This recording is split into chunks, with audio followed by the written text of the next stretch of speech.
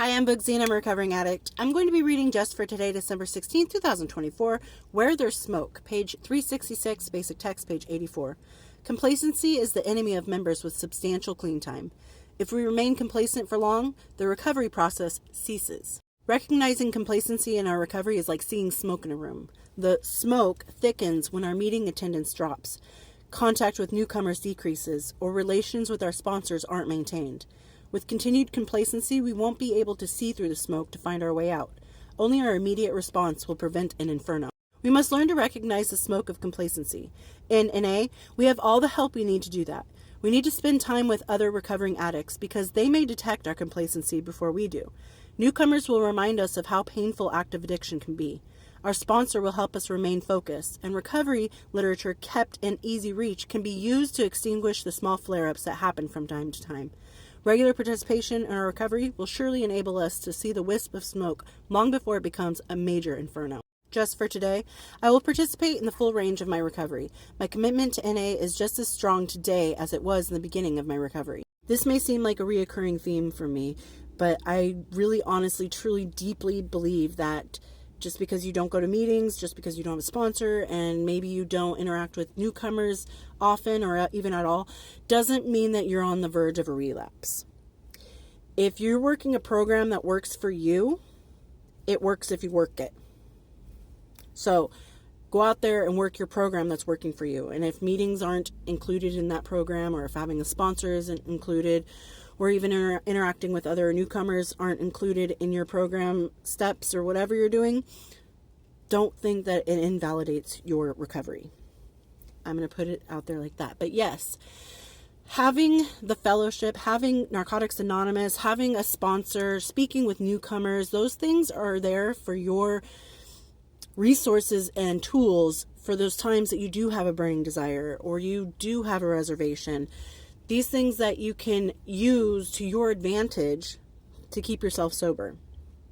You don't have to necessarily have a traditional meeting or a traditional sponsor or even talk to people who are newcomers in a traditional way.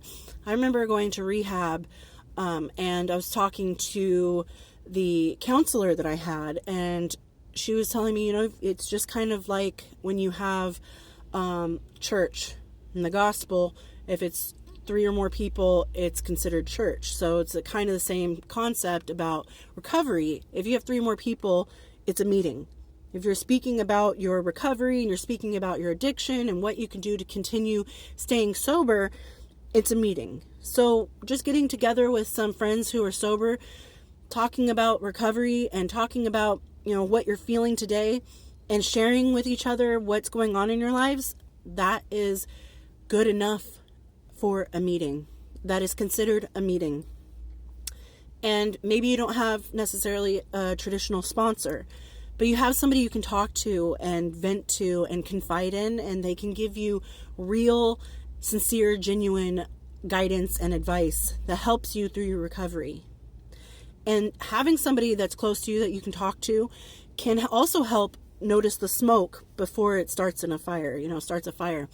So these are things that are kind of, I think, replacements in case that meetings trigger you, because I know people that meetings trigger them. They feel that itch to use when they hear other people's stories. And maybe we don't want to sponsor or at least put a label to it. It just feels like a friend rather than, I have to call my sponsors. I've got to call my friend.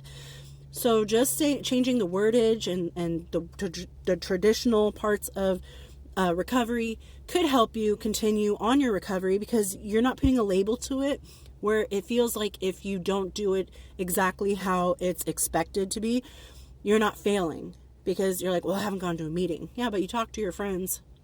You discussed what was going on. You all kind of understood what was happening in each other's lives, and you guys are still in recovery and you're there as a safety net for each other. That works. So it is important to have these tools and these resources at your disposal. And it also is important to make sure that the program you're working is working for you, because my program isn't going to work for you. And I'm just saying, or it may not work for you, but I'm just saying, like, the program isn't something that has set rules. It has guidelines. My program might not work for you. Your program might not work for me. But whatever's working for you, whatever's working for me, keep doing that. Because that's the most important thing. Staying sober. And I don't want you to ever feel like not going to a meeting, not having a sponsor, not working the traditional steps, and not believing in a God of your understanding, like a certain God or deity with a name. None of those things are going to negate the fact that you're sober and you're living clean and in recovery. So be proud of yourself. And if putting labels to your recovery kind of pushes you away or makes you nervous and makes you feel anxious because what if I did it wrong because I didn't call my sponsor, but I called my friend, it's okay to not use the wordage, in my opinion anyway. There may be some people out there who says that you have to use the wordage, you have to follow this, you have to do it this way, and that works for them. That's great. That's awesome. But if it's not working for you, or you feel like some of it works for you and some of it doesn't, your program is your program. You build it the way that works for you. And I hope everyone's doing well out there, and I'll talk to you later. Bye. Sorry about the booger. I fixed it.